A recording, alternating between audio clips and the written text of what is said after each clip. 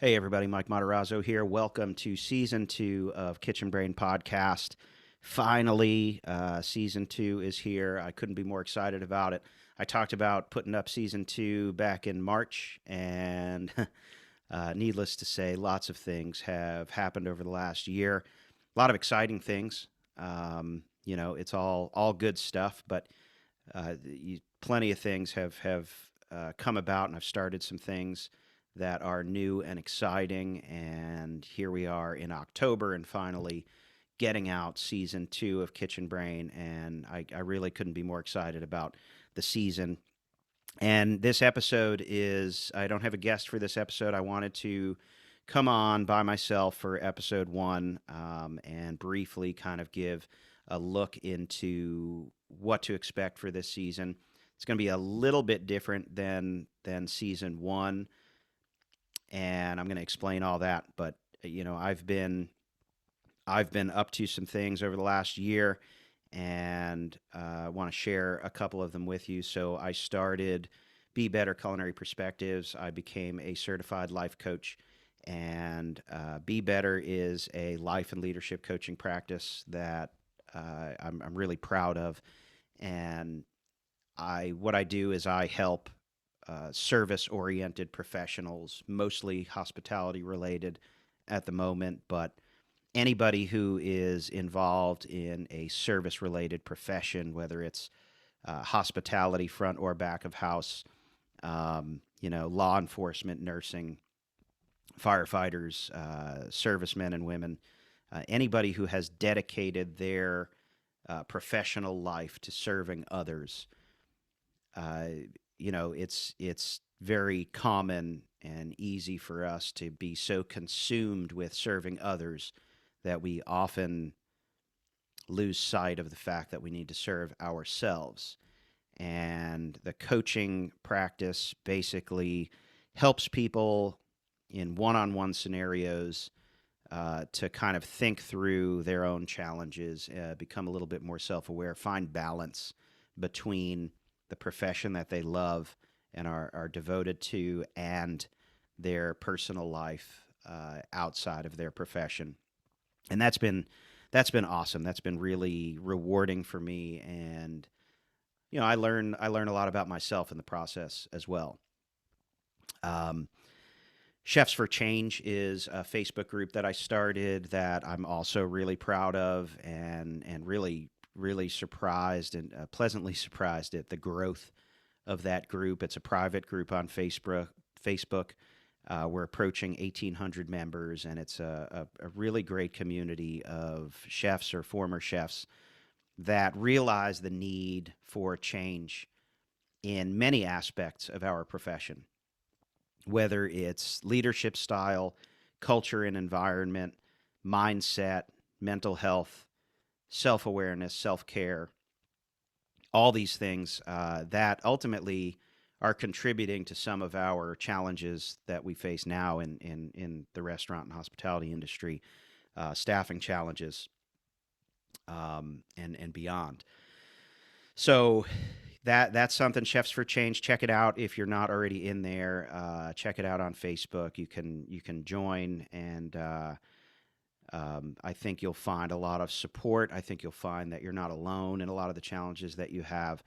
And I wanted to start my own group because, man, you go to these groups that already exist on Facebook and other social media platforms, and I would go there to see the kind of conversations that people were having, and see, um, how people are supporting each other, how people are communicating, and kind of what everybody's saying about the things that are going on in the industry. And man, I just came across page after page and comment after comment of just pure toxicity and negativity. And I am the polar opposite of a negative person, right? I do very poorly in negative environments.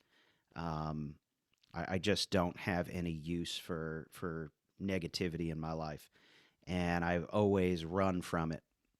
But when you see some of these pages, you see some of these comments, and you see, chefs and hospitality professionals celebrating the the negative lifestyle that sometimes comes along with what we do, and wearing these things as a badge of honor, and promoting it. And that's really what they're doing, is we are marketing a substandard lifestyle to the next generation, and then we're wondering why nobody wants to be in the industry. Um, Season two here is going to be heavily geared toward mental health. And, I've always spoken about mental health. In season one, there were highlights of mental health and self awareness. But I really thought that it would be most beneficial to have a high concentration of mental health conversation in season two, because of what I'm seeing, and the conversations that I'm having with other hospitality professionals.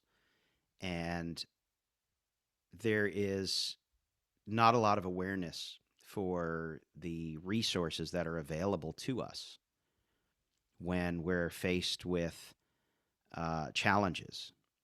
And there is an abundance of resources out there, and just not enough knowledge of where to find it. So, my guests for season two, many of them are people who have started or are part of organizations that provide these resources and provide this direction. And I wanted to make sure that the season was one where people can listen to the episodes and come away from it with some solid sources for help for whatever it is that they're challenged with. And and don't mistake that for for problems that you don't have. Um, because the words mental health are confusing, I think, to a lot of people. When I say mental health to you, it's very natural that your mind is going to go to something negative. It's going to go to mental illness. People don't hear the word health for some reason. You say mental health, and their ears hear mental illness. And if they don't feel like they have an actual diagnosable mental illness, that everything is great and they don't even have to stop and think about it. But mental health is not a diagnosis. Mental health is a state of being. Mental health is something that we all have.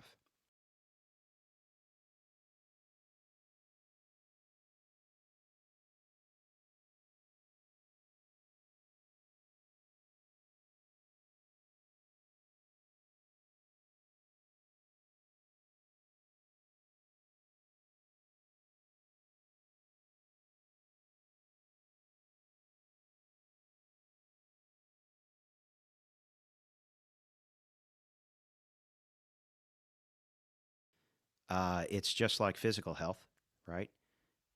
We all have a state of physical health. Sometimes our physical health is strong, sometimes our physical health is weak, and, a lot of times it falls somewhere in the middle. Same thing with mental health. Sometimes your mental health is pretty strong, and sometimes it needs a lot of attention. Um, but it's always something that people should be thinking of and aware of, right? Just because your mental health is not particularly strong doesn't mean that you have a mental illness. It doesn't mean that you need to seek professional help from, a psychologist or psychiatrist. It's not always something that requires that. If you are stressed out, that negatively affects your mental health. And it's funny, sometimes I ask people how they would describe their mental health, and I've gotten answers. I got an answer once where somebody said, "Fortunately, I don't have it. So it's all good. And that's a very common way to think about it for people is I say, how's your mental health? And they're like, oh, I'm not crazy. I don't have mental health. I'm good. And you do have mental health, and it is either good or not good, or it needs improvement, right?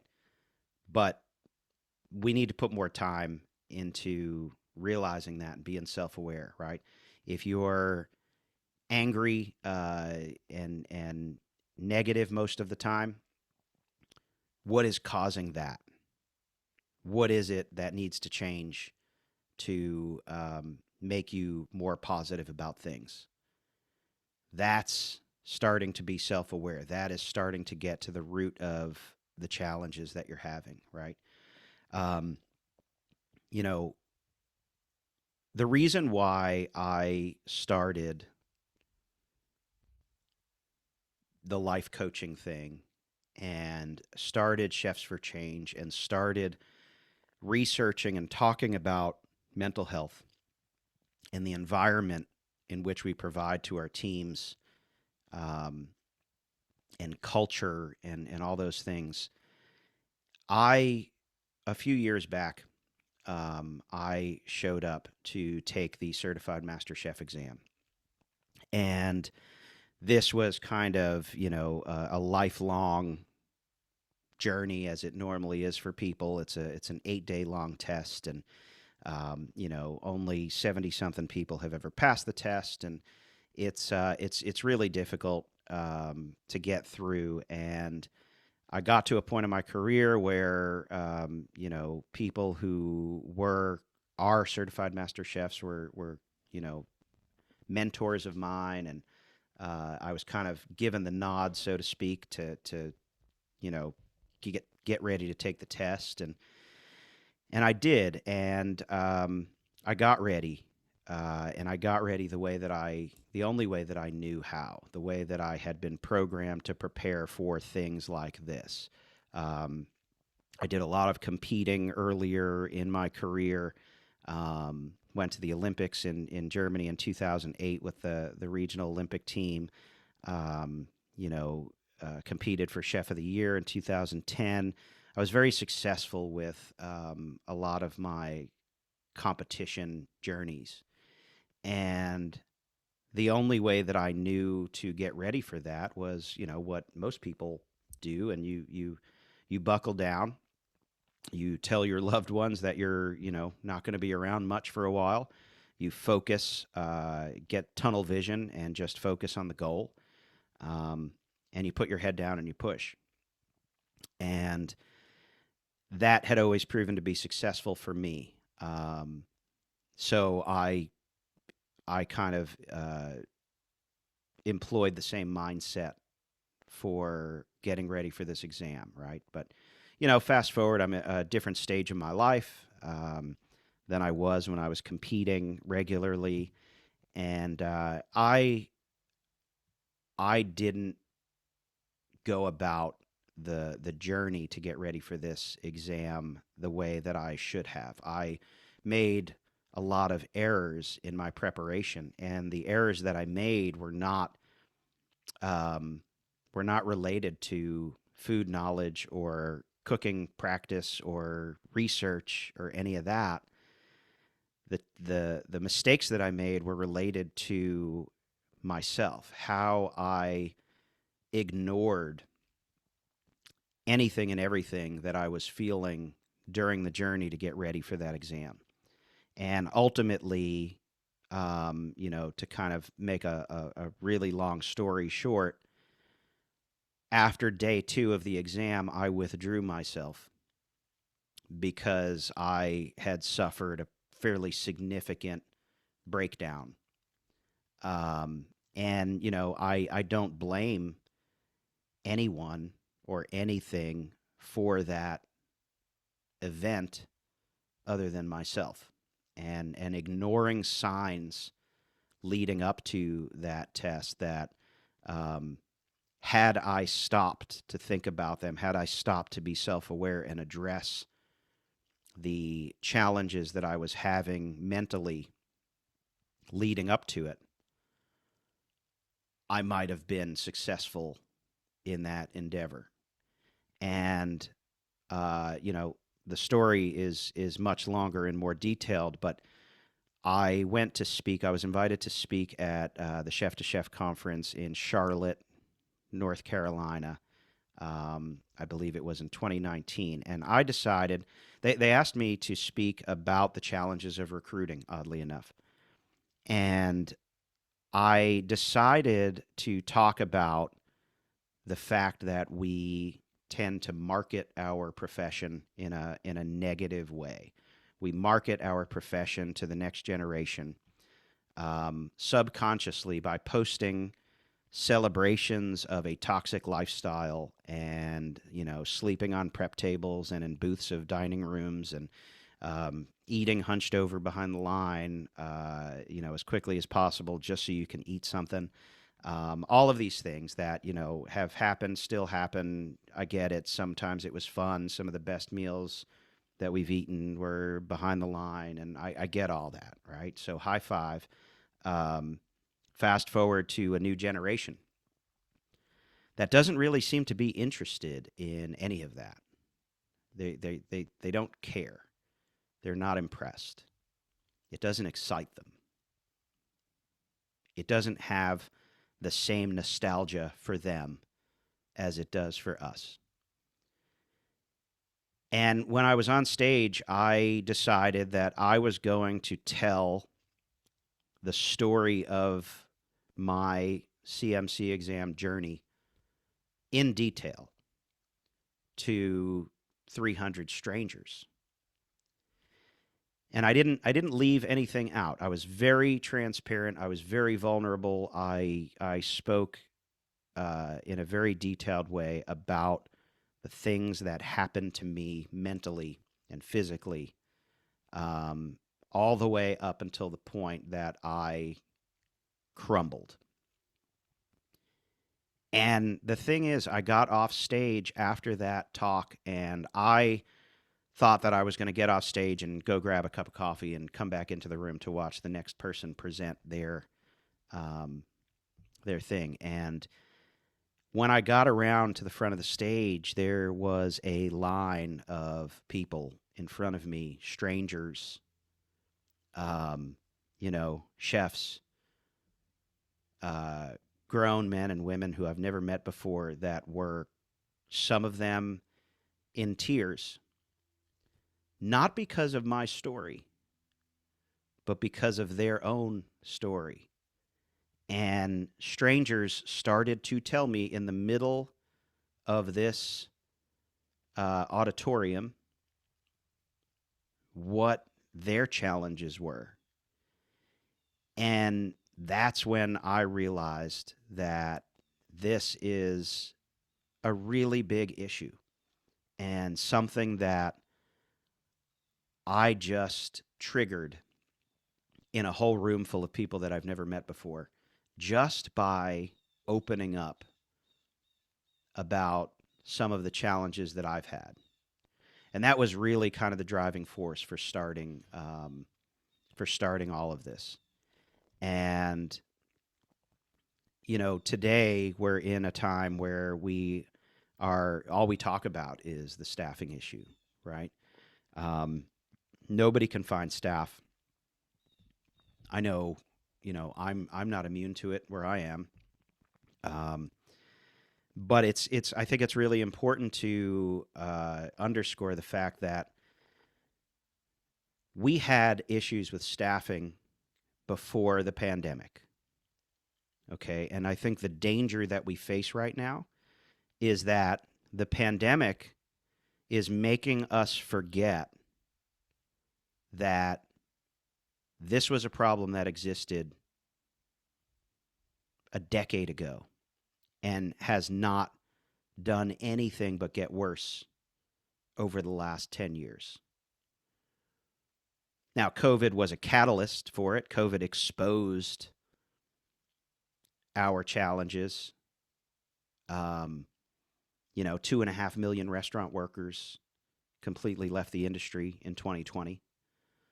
So, yeah, it was a catalyst, and we are worse off than we ever were now. But if we lose sight of the fact that it was happening, it was starting already before COVID, then all we're going to do is blame COVID and not address the actual issues that we already had, the things that need to change to once again make this profession appealing to people. And our audience for prospective restaurant workers is wired a bit differently than it was before. And they're not excited about the same things that we were excited about. They're motivated by different things. And it's not just money. Everybody believes that, we throw more money at people and our problems will be solved. The money and the pay rate for hospitality workers absolutely is something that needs to be looked at and improved. I get that. But to say that that's the issue and that alone will solve our problems of finding people is really kind of ignoring the entire picture, right? Recently, people have talked about the unemployment benefits, the enhanced unemployment benefits during the pandemic that cause everybody to just stay home and milk the system. I think we're past that. I think most places have lifted those benefits. And I don't know about you, but I haven't seen a single shred of uptick in applications since unemployment benefits were lifted. So that's out the window. Well, then it comes back to culture. And what is the culture of hospitality? What happens behind the scenes? And how does that affect people's desire to be in this industry? I look at the last couple of years and the results of the last couple of years as it's affected what we do as a tremendous opportunity for change. And it's interesting to see such a high rate of articles coming out with titles that say things like the customer is not always right. When did you ever think you would start to see that messaging come out about restaurants? And change is a funny thing, right? A lot of people recognize that things need to change, but a lot of the same people will do nothing but throw out reasons why things can't change. And when I speak to people about change, often you hear a similar template where they will say, well, we can't change this because of that. And then, that's where the thought stops. That's it. I've stated it. There's nothing we can do. The problem is we focus so much on the words before the second half of that sentence, right? We can't change this. That's what we focus on. We can't change this because of that. Well, now we have to look at that and see how to change that, right? The model, I think the whole model needs to change, right? If the model is not conducive for the things that we are looking for, the things that the next generation is looking for, then the model needs to be burned down. The model needs to change. We can't just stop the conversation and justify the model and accept it, right? That does not bring change, right? Um, Change needs to happen um, at several levels, and the expectation of diners in restaurants, that needs to change.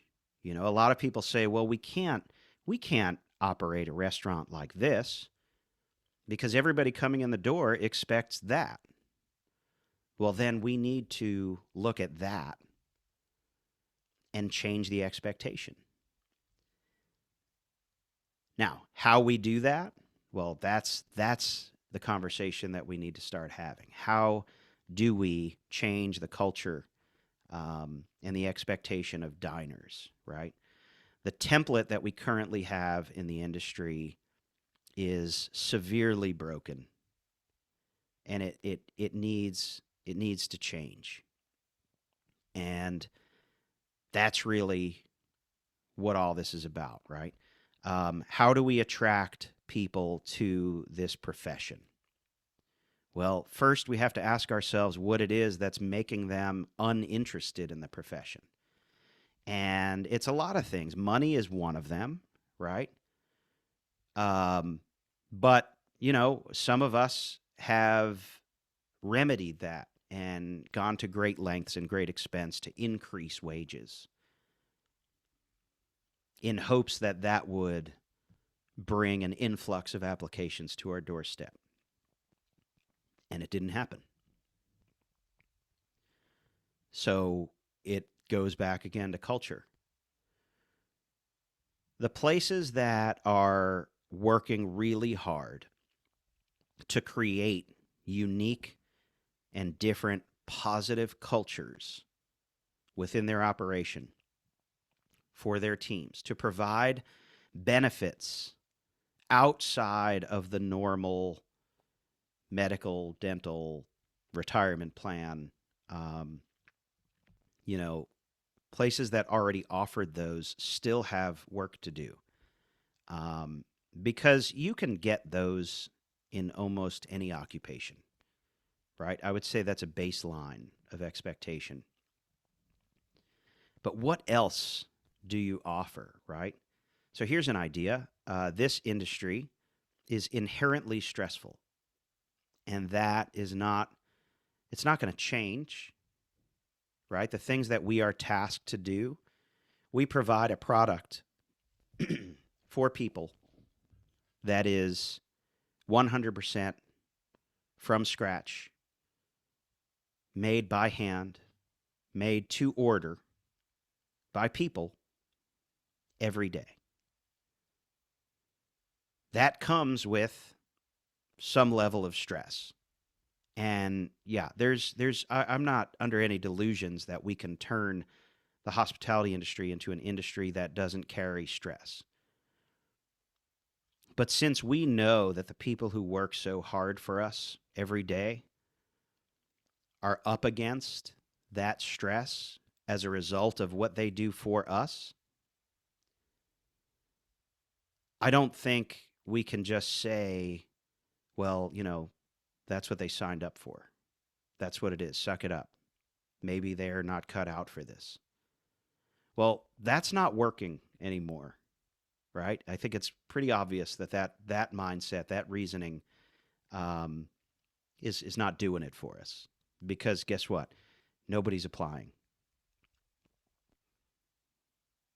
So instead, what can we do to help provide resources and support to our teams that recognizes the fact that we know they're stressed out? We know that what we ask them to do every day is affecting them. What can we do to provide things that alleviate that a little bit? How to deal with stress, how to manage your stress. Do we allow people to have feelings and emotions? Do we allow people to be a little bit vulnerable and express their challenges a little bit and point them in the direction of support? Do we allow those conversations to happen? Do we allow somebody to take a mental health day because they have some things going on, maybe outside of work, that are affecting their ability to perform at the level we expect? And that right there, I know, is a pretty controversial thing. People hear a mental health day and instantly they start talking about how everybody's just going to take advantage of that and lie about, you know, issues that they're having just so they could have a day off. And I think that that's a pretty extreme um, conclusion to jump to. I think that anybody who would take advantage of that concept and constantly ask for a mental health day or constantly use the excuse of challenges just to get out of work, I think you already know who those people are. I think you probably wouldn't be very surprised at the people who in your operation who would do that. And I think you as a leader should be able to recognize that and filter that out and manage that while still allowing people who are, you know, the most loyal and the most dedicated and the people who really contribute to your operation positively. Um, People have issues that pop up just like you do. Um, and ignoring them and not speaking about them, that leads to all sorts of bigger problems. If you want your team to perform in a stressful environment at a high level, you need to be empathetic. You need to understand what it is that they're challenged with and be a source of support for them. And one of the number one reasons why people at higher levels in the industry, managers, executive chefs, general managers, owners, the reason why it's difficult for them to provide that kind of support is because most people in those positions also haven't figured out how to manage their own stress, their own challenges. They just suck it up. They just swallow it and keep their head down and push forward, um, which is a detriment to their own life, to their own mental health. But that's how they were programmed. And, um, it's a vicious cycle. So, season 2 of Kitchen Brain, like I said, is, definitely geared toward mental health. Um, it's one thing to feel like you're a solid leader based on your track record for profitable operations. It's another thing to be honest with yourself and realize that you also might need some help in managing your own challenges and your own struggles. Um, so it was important for me to have season 2 be about mental health, um, because I think everybody at all levels of an operation has challenges, and many of us just don't know where to go to deal with them. Um, so I wanted to provide those resources. I wanted to introduce the listeners of Kitchen Brain to individuals who are doing great things to help people. And like I said, this episode right here was just a free form rant about the way things are going in the industry. Um, there will be guests for every other show this episode. So if you've had enough of me after this one, fear not. There are some people who are more interesting than myself that are going to be on here to show you some different things that you could do, different places you can go to find some help and assistance and support and positivity. So thank you all for watching episode 1. Season 2 is finally here. If anybody is interested in learning more about the life and leadership coaching get in touch, bebettercp.com. You can email me, michaelm@bebettercp.com, and I'm happy to do a 30-minute discovery session with anybody, so you can kind of get a feel for what coaching is and how it can help you kind of sort through things. Mainly hospitality professionals are who contact me the most, but I do work also with all service-related professions. So get in touch. Check out Chefs for Change on Facebook. Join the group. Join the conversation. And if you're on YouTube right now, hit that subscribe button, like it, share it, tell all your friends about it. And I look forward to continuing Kitchen Brain Season 2 with you all. I hope you all have an amazing day and keep on pushing through this. We're all going to get through this together. So thanks for listening.